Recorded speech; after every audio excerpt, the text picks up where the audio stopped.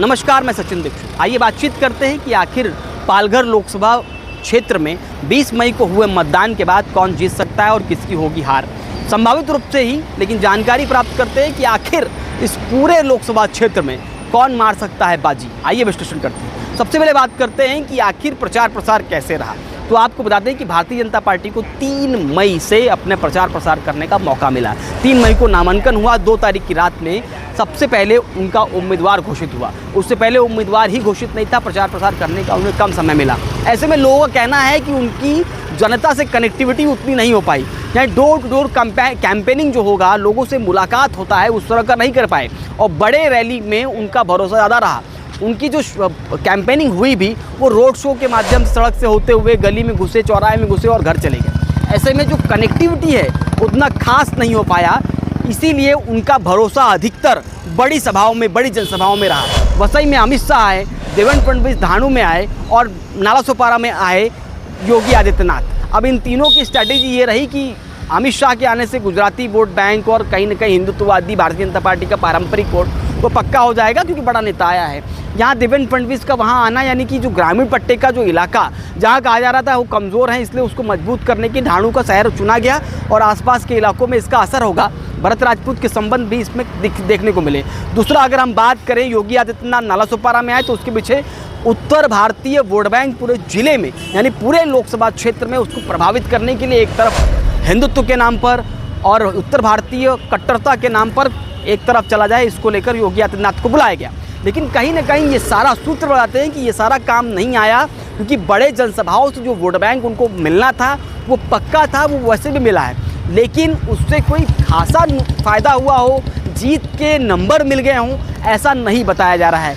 उनका कनेक्टिविटी कम, प्रचार का कम टाइम मिलना खासा नुकसान कर सकता है डॉक्टर हेमंत सावरा को।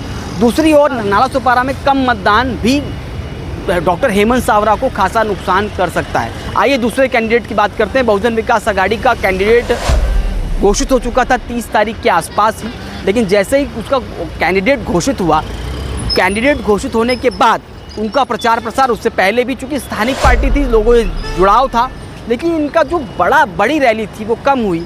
इनके साथ में एक ही बात रही कि इनके पास राष्ट्रीय नेता नहीं है, इनको अगर वोट दिया तो भारतीय जनता पार्टी को जाएगा। इस तरह की वातावरण बनाने का प्रयास बहुत सारा विपक्षी दलों ने किया, यानी कि महाविकास आघाड़ी ने किया, लेकिन उसको डैमेज करने के लिए हितेंद्र ठाकुर ने लगातार प्रेस कॉन्फ्रेंस भी की। लगातार प्रेस कॉन्फ्रेंस के साथ में वातावरण बनाने का प्रयास भी किया कि भारतीय जनता पार्टी और बहुजन विकास आघाड़ी की ही लड़ाई है, हमारे बीच में लड़ाई महाविकास आघाड़ी से है ही नहीं। ऐसा वातावरण बनाते बनाते ही उनको काफ़ी समय लग गया और कहीं ना कहीं 11, 12, 13 यानी इन तारीखों के बीच में भी इसका प्रयास जोरदार रहा। 17 तारीख को उनकी जनसभा हुई, लेकिन 17 तारीख की जनसभा में जिस प्रकार का वातावरण अपेक्षित था वो नहीं हो पाया। हालांकि ये बात सत्य था कि उनकी बाइक रैली ने खासा काम किया, लेकिन जनसभा में उतनी जनता उमड़ पाए ऐसा दिखाई नहीं दिया। लेकिन कहीं ना कहीं हितेंद्र ठाकुर की स्ट्रैटेजी, उनकी मेहनत, उनका परिश्रम, रात को 2 बजे, 3 बजे, 1 बजे तक लगातार कार्यकर्ताओं के बीच में जमे रहना, उनसे बातचीत करना, प्रेस कॉन्फ्रेंस में कब अटैक करना है, कब डिफेंस करना है, कब नहीं बोलना है, कब बोलना है, ऐसी संपूर्ण स्ट्रैटेजी उनके नगर सेवक, उनके कार्यकर्ता जिस प्रकार से मैदान पे उतरे थे, ये सारा स्ट्रैटेजी हितेंद्र ठाकुर के कामकाज पे ये बताता है कि लोकसभा चुनाव में उनको जीत हासिल करने के लिए उन्होंने मेहनत तो बहुत की, लेकिन कई चीज़ों को वो भुना नहीं पाए, खासकर उस बात को कि भारतीय जनता पार्टी के वो एंटी हैं और इसको जितना भुना पाए वो वोट बैंक तो उनको मिला होगा, लेकिन उसकी संख्या कम होगी। इसके लिए जो मुस्लिम समुदाय का वोट है वो इनकी तरफ 100% आया होगा, ऐसा कहा जा रहा है कि नहीं है, क्योंकि वो ये बताने में कामयाब ठीक से नहीं हो पाए कि वो भारतीय जनता पार्टी के एंटी हैं। कारण राज्य में उनका समर्थन और देकर सरकार बनाना, और कारण एक और वो वीडियो जिसमें एकनाथ शिंदे ने कहा था शिकायत का मौका नहीं देंगे। इसके अलावा भारतीय जनता पार्टी के बड़े नेताओं के साथ उनका साठ गांठ, मिलना जुलना, ये सारा कुछ भी खासा मायने रखता है और जनता में इसकी चर्चा भी रही। खैर, लेकिन फिलहाल तो जो वोट पड़ा है वो मुस्लिम वोट बहुजन विकास आघाड़ी को मिला है। हिंदुत्व वाला वोट तो आप जानते ही हैं, लेकिन नालासोपारा में कम वोट पड़ना बहुजन विकास आघाड़ी को भी नुकसान कर सकता है। दूसरा, हम बात करते हैं महाविकास आघाड़ी को, तो महाविकास आघाड़ी के लिए बताया जाता है कि उन्हें हिंदुत्व के नाम पर खासा नुकसान हुआ है। यानी हिंदुत्ववादी लोगों ने उनसे अपने आप को किनारे करने का प्रयास किया है। हिंदुत्ववादी अगर 100% वोट बैंकिंग है तो उसमें से बताया जा रहा है कम से कम 25 या 30% ही वोट उनको पड़ा होगा। बाकी उन्हें वोट हिंदुत्ववादी, कट्टर हिंदुत्ववादी लोगों ने वोट उन्हें नहीं दिया है। वो भारतीय जनता पार्टी महायुति की तरफ ही गया है। दूसरा, एंटी जो यहाँ पूरी तरह से वातावरण था सिंपैथी वाला, महिला उम्मीदवार होने के नाते एक तो वो मिला।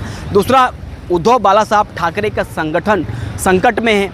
राजनीति जिस प्रकार से हुई वो सभी को लेकर वो खासा फायदा उद्धव ठाकरे को हुआ है। और सबसे प्रमुख, जितना अधिक उन्होंने मोदी के खिलाफ, नरेंद्र मोदी के खिलाफ या भारतीय जनता पार्टी के खिलाफ बोला है, उससे क्रिश्चियन समाज हो गया, जो एंटी हिंदुत्ववादी लोग हैं, उनके तरफ एक मैसेज गया कि अगर मोदी से कोई लड़ सकता है दल यहाँ पर महाराष्ट्र में, और महाराष्ट्र में अगर ये दल मजबूत होगा तो आगे जनता के बीच काम करेगा, उससे फ़ायदा होगा। इसलिए जो क्रिश्चियन समाज का वोट है, जो मुस्लिम समाज का वोट है, और ख़ासकर यादव समाज का वोट जो समाजवादी पार्टी से या समाजवादी विचारधारा जुड़ा रखता है वो, और जो SC ST है और जो संविधान को अब खतरे में मान रहा है, वो भी कहीं न कहीं मोदी के खिलाफ वाला पूरा वोट मशाल को गया, ऐसा माना जा रहा है। और भारतीय कांबड़ी के लिए सबसे प्लस पॉइंट रहा, वो रहा करीबन 1.5 महीने उन्हें मिला जनता के बीच उठने, बैठने और अपनी सभाओं को करने में, मुलाकात करने में। इतना ही नहीं, भारतीय कांबड़ी ने वसई, नाला सोपारा में करीबन 3 बार प्रचार किया। 3 बार वो आई, यानी कि करीबन उनको 1 महीने में 4 हफ्ते, और चारों हफ्तों में जो 4 शनिवार रविवार मिले उसमें उन्होंने नाला सोपारा वसई विरार में दिया। इसलिए इनका कनेक्टिविटी अच्छा रहा। वसई में अच्छी कनेक्टिविटी रही, नाला सोपारा में अच्छी कनेक्टिविटी रही। सिंपैथी के नाम पर जो SC ST का वोट है और मुस्लिम का वोट है और जो एंटी मोदी का वोट है, वो कहीं ना कहीं इनके तरफ एक रुझान रखता है और इंडिया आघाड़ी के तरफ, यानी महाविकास आघाड़ी की तरफ वो वोट गया होगा। इसके अलावा प्रमुख बात वोट प्रतिशत पे अगर हम कर लें तो वसई में 58.17 यानी कि 58.17% वोट वहाँ पर गिरा। इसमें बताया जा रहा है कि अधिकतर क्रिश्चियन समाज, चूँकि वहाँ पर अधिकतर इसकी मेजॉरिटी है क्रिश्चियन समाज की और मुस्लिम समाज की, इन दोनों ने मिलकर एक तरफ मशाल को वोट दिया। यानी बताया जा रहा है कि 58.17% में करीबन 40% के आसपास, इससे कम भी हो सकता है, थोड़ा ज़्यादा भी हो सकता है या इससे कम ही हो सकता है। बताया जाता है करीबन 30, 35 या 40 इस रेशियो के बीच में मशाल को वोट गिरा है। यानी कि करीबन 2.5 लाख वोटों में माने तो करीबन 1 से 1.5 लाख के आसपास या 1 लाख के आसपास वोट, करीबन सिर्फ के आसपास करीबन वोट महाविकास आघाड़ी को मिलता हुआ नज़र आ रहा है। इधर हम नाला सोपारा में बात करें तो नाला सोपारा में बताया जा रहा है कि अधिकतर वोट, चूँकि 5.5 लाख के आसपास वोटर हैं जो वोट करते हैं, लेकिन 1 लाख वोटरों की यादी में नाम ही गायब है, जिसकी वजह से अधिकतर जिसको नुकसान होगा तो वो 2 पार्टियों को हो सकता है। वो एक बहुजन विकास आघाड़ी, बताया जा रहा है कि मराठी वोटर कई सारे गायब हैं, यानी कि ये नुकसान शिवसेना को भी हो सकता है। इसके अलावा ये भी बताया जा रहा है कि ये वोट जो 1 लाख कम हुए हैं वो पारंपरिक रूप से वो इलाका बहुजन विकास आघाड़ी का रहा है, भारतीय जनता पार्टी का रहा है। ऐसे में नुकसान तीनों दलों को इसका खासा होगा। अब बचे हैं 4.5 या 5 लाख के आसपास जो वोट, उसमें 50% वोट गिरा, यानी 2.5 लाख पकड़ लेते हैं तो 2.5 लाख में अधिक से अधिक वोट दोनों ही दलों में बटा होगा। और मोदी के आने के बाद जो हिंदुत्ववादी, कट्टर हिंदुत्ववादी थे, उन जगहों पर, जैसे संतोष भवन, धानी बाग, पेल्हार, इन इलाकों में, चाहे फुलपाड़ा हो गया विरार का, इन इलाकों में भगवे रंग के पास अधिक लोग नजर आए और उसमें उत्तर भारतीयों ने जमकर वोट किया, शाम के टाइम और सुबह के टाइम पे चेक किया।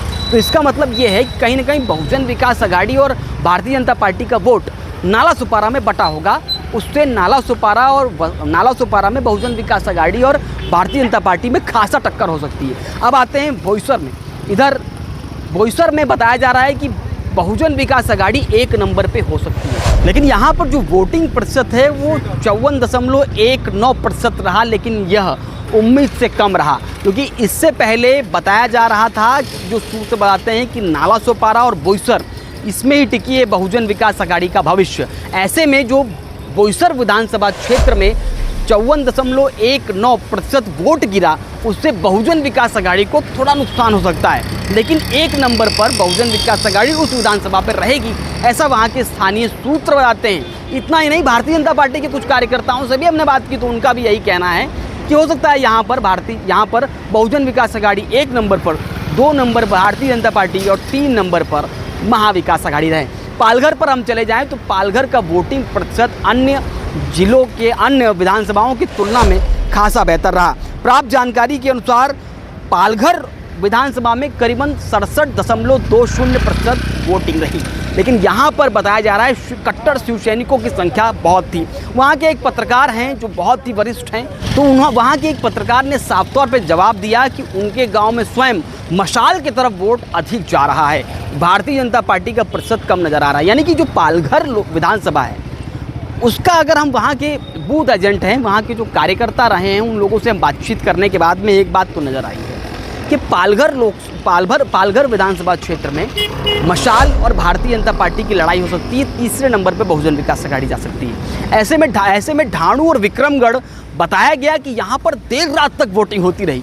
वोट इतना पड़ा यहाँ पर कि उसका प्रतिशत 70 के आसपास चला गया।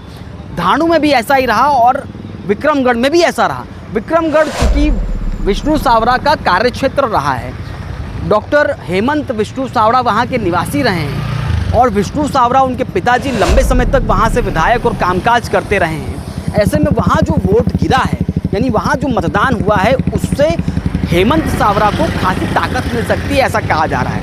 लेकिन सुनील भुसारा और विनोद निकोले के कामकाज की वजह से वहाँ पर अधिक तरीके से बताया जा रहा है कि मशाल और बीजेपी में ही लड़ाई है।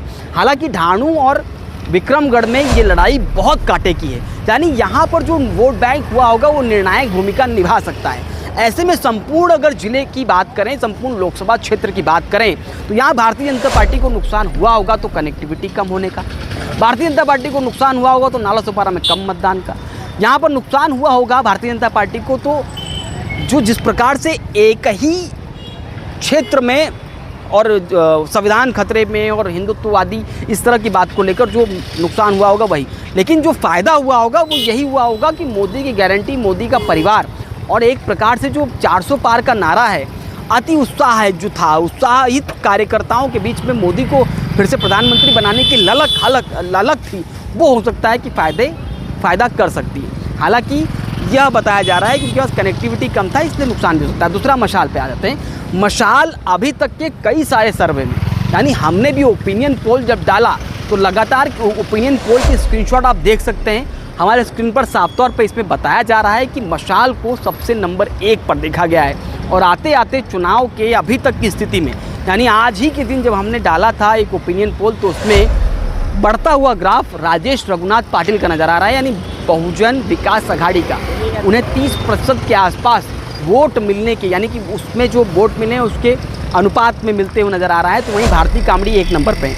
ऐसे में कई सारे ओपिनियन पोल भी ये बता रहे हैं कि मशाल को खासा फ़ायदा हो सकता है और बहुजन विकास आघाड़ी टक्कर दे सकती है। लेकिन भारतीय जनता पार्टी की हालत इस प्रकार से हो गई है कि उसे बताना है कि राष्ट्रीय स्तर की पार्टी और पूरी तरह 400 पार, लेकिन वो कह नहीं पा रही है कि नुकसान काफ़ी हुआ है। हालांकि ये सब सूत्रों के हवाले से प्राप्त जानकारी हम आपको बता रहे हैं। हो सकता है 4 जून को क्या कुछ होगा, मतपेटी में किसका भविष्य तय होगा, उसको खुलने के बाद ये तो 4 जून ही बताएगा। आज के लिए इतना ही। इस विश्लेषण में क्या सही लगा क्या गलत, आप अपने कमेंट बॉक्स में अपनी राय दे सकते हैं। आज के लिए इतना ही, धन्यवाद।